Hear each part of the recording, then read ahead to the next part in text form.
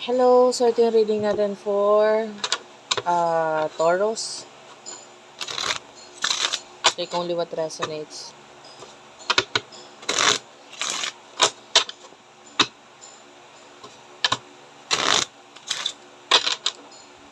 So, sa mga gusto magka-personal reading, open saglit yung aking personal reading. Pasensyahan mo na kasi medyo maalog. Nakapatong lang yung stand dito sa table, which is yung table naman hindi siya ganun ka-sturdy.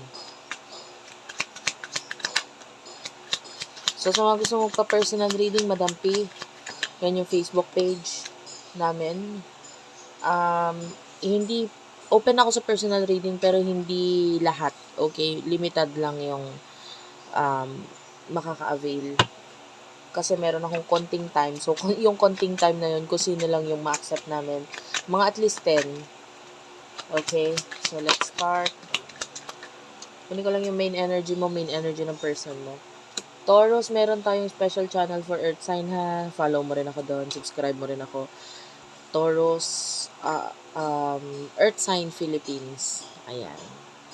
So, let's start your reading. So, sa nakikita natin dito, Taurus,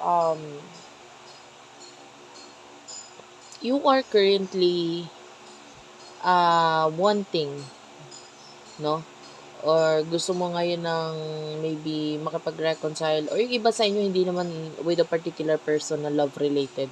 Pwedeng could be a friend na parang gusto mong makipag-meet or makipagkita sa kanila and you want to have fun, you're dreaming about this na parang gustong pumunta sa isang lugar or what.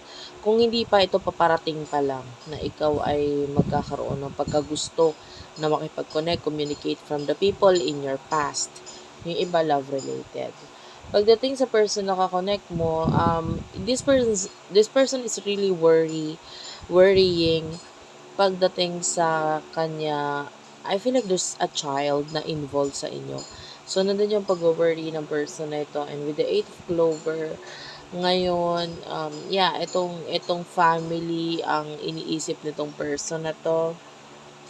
And I feel like may pag-iipon na ginagawa or focusing sa money yung person na kakonect mo. And yun nga, kasi nag-worry siya about this particular child, no? Pwede may kinalaman sa ano tawag dito? Sa bata. No, I cannot say kasi kung ito ba'y anak or ano. Or it could be anyone eh. Anyone na bata sa kanyang side, no? Pwedeng ka mag-anak niya, etc. By the way, kung naririnig mo yung nagmamartilyo sa labas, pagpasensyahan mo na. I can see an angel, by the way. I don't know if you're, bago ka manood sa akin, meron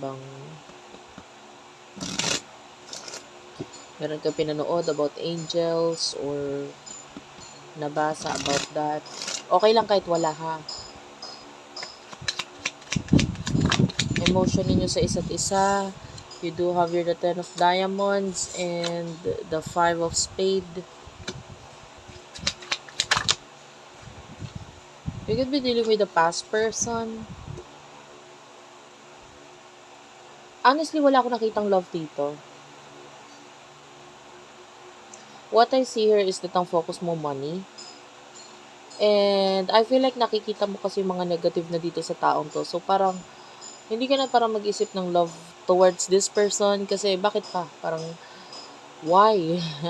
Ito na yung ginawa niya sa akin. So pwedeng meron siyang mga experiences. May mga bagay siyang pina-experience sa'yo na hindi mo nagustuhan na naging dahilan para sa'yo na parang mawalan ka ng amor or pagkagusto or pagmamahal sa kanya and you don't care anymore about this person.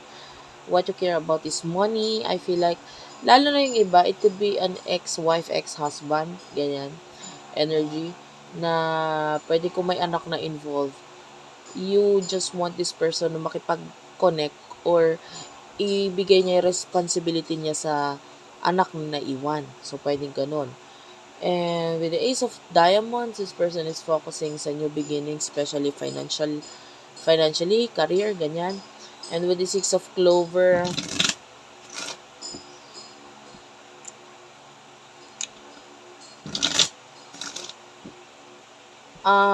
gusto niya na success, victory, sa kung ano man. Yung iba nagsisimula na sinisimulan niya na kung ano man ito eh. So, gusto niya ng victory regarding na. Wala tayong nakuha regarding sa emotions ninyo sa isa't isa. Eto, hindi lahat. Pero, some of you is parang gusto pa ng reconciliation dito sa person na to. Pero yung iba naman, gusto lang mo ipag-reconcile na parang gusto mo ipag-usap regarding, yun nga, pwedeng mga naiwan na obligasyon ng person na ito. Take only what resonates, guys. Maintindihan ko kung hindi ka makaresonate. Okay lang yon. May mga next readings pa tayo. Tsaka general reading to, hindi naman to personal. If you want personal reading, yun na lang nasa nabanggit ko. In the near future for Taurus. In the near future for Taurus. Four of Hearts is here. Seven of Clover.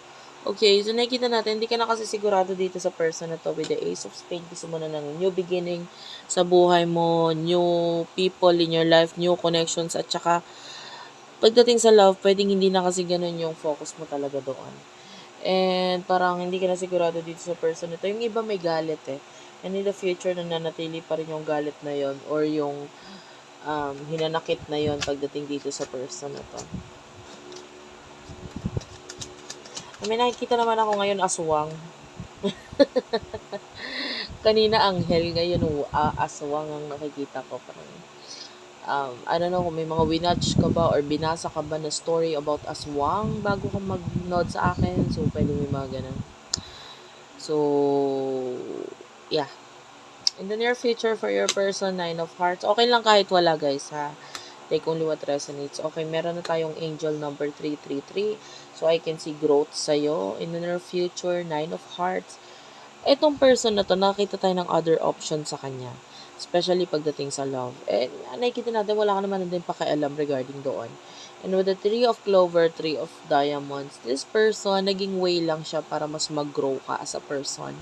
Naging part lang siya ng buhay mo para may mga matutunan ka, may mga malaman ka. And I feel like, ngayon is, alam mo na yung mga lessons na yun and hindi ka na para balikan itong past na ito. So, yeah. So, that's it for now, guys. Thank you for watching. I love you all. Please do like and subscribe. Don't forget, Earth Sign Philippines.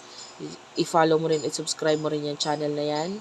And then, yung ating Facebook page, Madam P.